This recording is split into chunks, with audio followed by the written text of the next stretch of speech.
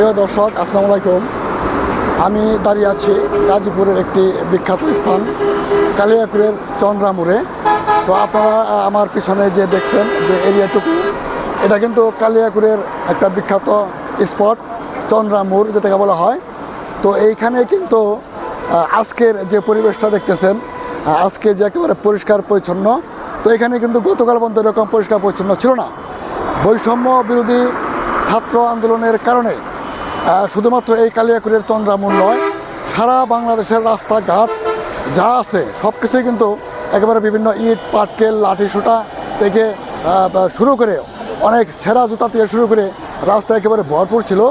তো আজকে আমি যেখানে দাঁড়িয়ে আছি সেখানে কিন্তু এরকম পরিবেশ একেবারেই নেই।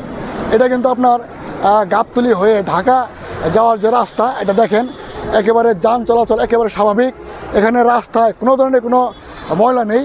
এখন কিন্তু অলরেডি ছাত্র যারা আছে, বৈষম্য বিরোধী ছাত্র আন্দোলনের সাথে যারা জড়িত ছিলেন, তারা কিন্তু অলরেডি রাষ্ট্রকে সংস্কার করার লক্ষ্যে তারা কিন্তু নিজ দায়িত্বে আজকে কিন্তু তারা মাঠে নেমেছে। তারা কিন্তু এই যে পরিষ্কার পরিচ্ছন্নতার যে কাজটি সেটা কিন্তু তারা করতেছে। তো আরেকটু আগে আমরা এখানে এসে কিন্তু যেটা দেখেছি, এখানে কিন্তু আপনার কোনো ধরনের কোনো ট্রাফিক পুলিশ নেই, রাস্তায় কোনো ধরনের কোনো পুলিশ নেই। একটু আগে বৈষম্য বিরোধী ছাত্র আন্দোলনে যারা অংশ নিয়েছিল সেই ছাত্রদেরই একটা অংশ, তারা কিন্তু ট্রাফিকের ভূমিকা পালন করেছে। ট্রাফিক পুলিশের মূলত যে কাজ, সেই কাজটা কিন্তু তারা এখানে করেছে। তারা কিন্তু যান চলাচলের জন্য যে একটা পরিবেশ, সেই পরিবেশটা কিন্তু করে দিয়েছে। এখানে কিন্তু কোনো ধরনের কোনো আপনার যান চলাচলের বিঘ্ন হচ্ছে না, স্বাভাবিকভাবেই যান চলাচল হচ্ছে। তো সেটা আপনাদেরকে আমরা সরাসরি ভিডিওর মাধ্যমে দেখাচ্ছি। আজকে নিজের চোখে দেখার জন্য আমরা এখানে এসেছি এবং সেই ফুটেজটা আপনাদের সাথে শেয়ার করার জন্য ভিডিও ধারণ করতেছি। তো আজকে যে সুন্দর একটি দৃশ্য, সচরাচর চন্দ্রা মোড়ে এরকম দৃশ্য দেখা যায় না, এত পরিষ্কার পরিচ্ছন্ন একটা পরিবেশ পাওয়া যায় না, যেটা আজকে পেলাম। তো আমরাও আশা করব আগামী দিনে, আজকে যেহেতু ছাত্ররা এই দায়িত্ব নিয়েছেন, আগামী দিনে এই প্রশাসন যারা থাকবে তারা যাতে অবশ্যই পরিষ্কার পরিচ্ছন্নতা থেকে শুরু করে এই রাষ্ট্রকে বিনির্মাণ করার লক্ষ্যে বাংলাদেশ থেকে দুর্নীতি ঘোষ মুক্ত করার জন্য তারা কাজ করবে।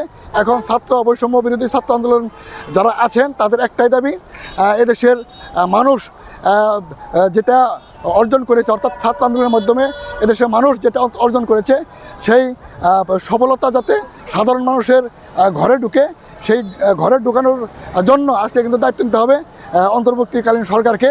তারা এই রাষ্ট্রকে সংস্কার করার জন্য যে মূল ভূমিকা, সেটা কিন্তু তাদেরকে নিতে হবে। তো আজকে আমরা সরাসরি এখানে এসে যে পরিবেশটা দেখলাম সেটা আপনাদের সাথে শেয়ার করলাম।